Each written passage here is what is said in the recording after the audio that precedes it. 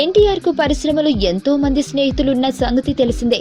రాజీవ్ కనకాల ఎన్టీఆర్ ప్రాణ స్నేహితులు అన్న సంగతి అందరికీ తెలుసు. అయితే ఎన్టీఆర్ గతంలో ఓ ప్రముఖ ఛానల్ కు ఇచ్చిన ఇంటర్వ్యూలో ఆసక్తికరమైన విషయాలను బయటపెట్టారు.